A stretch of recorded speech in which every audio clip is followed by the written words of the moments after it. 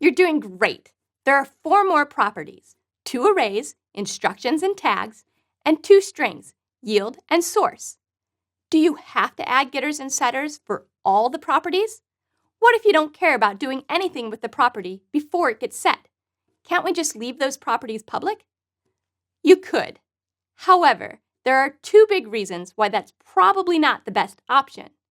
First of all, consistency. Since some of our properties are accessed through getters and setters, it's a good idea to access all properties the same way. Second, just because there isn't anything we want to do with the incoming data right now, that doesn't mean there won't be something we want to do in the future. By setting up the getters and setters now, if we want to do something with that incoming data in the future, we won't have to change the way we interact with the object. Let's get started. Back in our recipe class, we'll start by changing the visibility of the rest of the properties from public to private.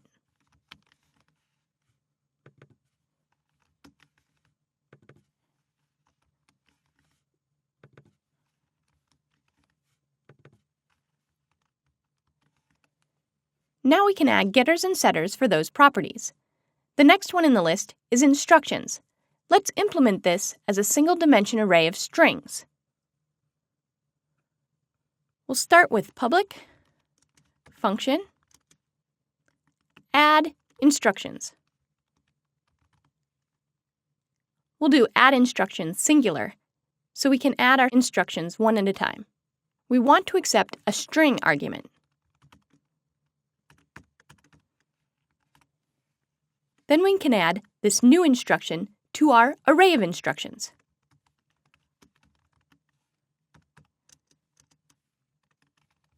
We also need to add a getter method.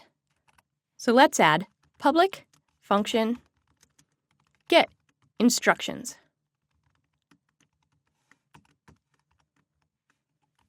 And then we return this instructions. Back in our cookbook file, let's add and display the instructions.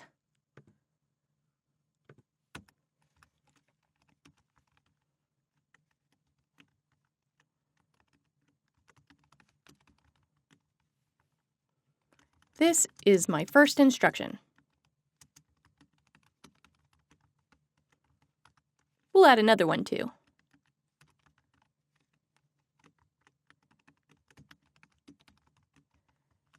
This is my second instruction. We can then call an implode on the get instructions. We'll separate this with a new line.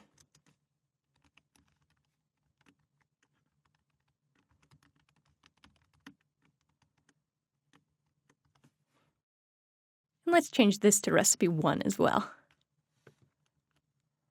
Now let's try running our script.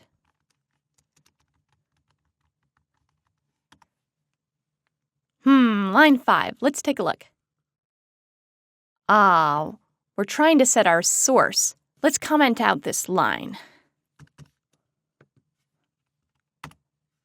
Line 11 as well. Great, now we see my first recipe, 1 egg, 2 cups flour. This is my first instruction, and this is my second instruction. Let's move on to our tags. Tags are also a single-dimension array of strings, but I want to make sure that all my tags are lowercase. So let's add that.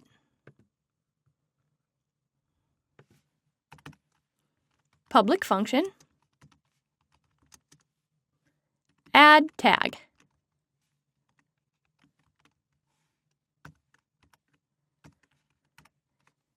Then we're going to set our array tags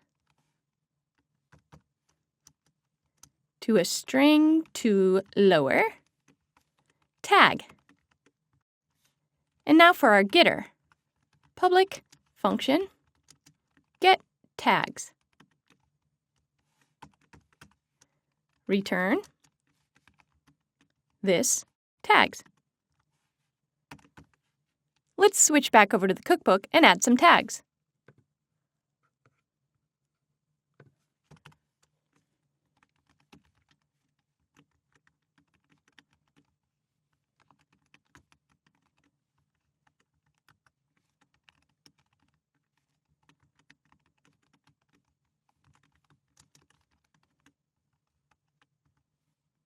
We can then implode on our tags. This time we'll separate it with a comma.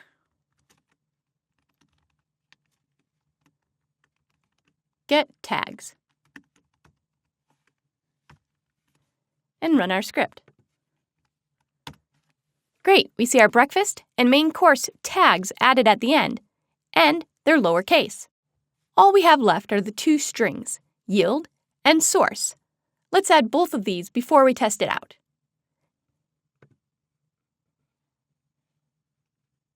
Since I don't really want to do anything to yield right now, these will be a basic getter and setter that will pass through directly to our property.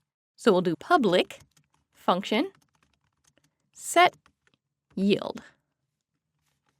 We'll pass in the yield, and we'll assign it to our yield property.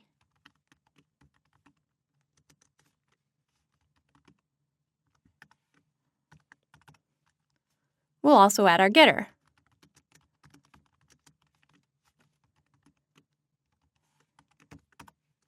And we return our yield property.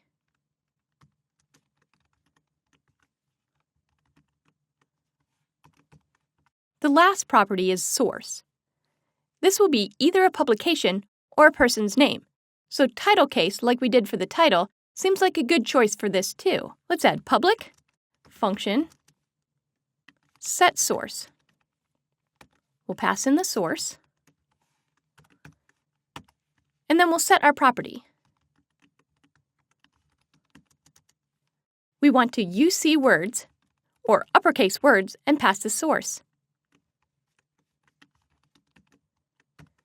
Now let's add the getter.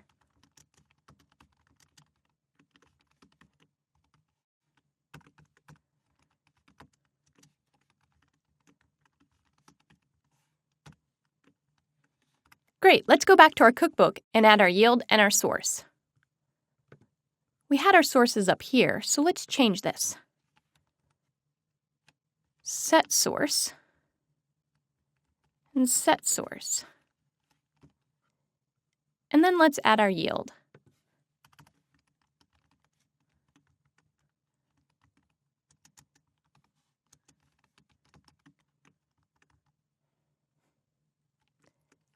Set yield.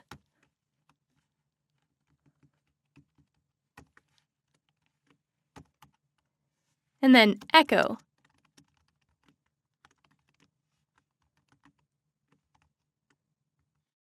We also want to return the source, so echo.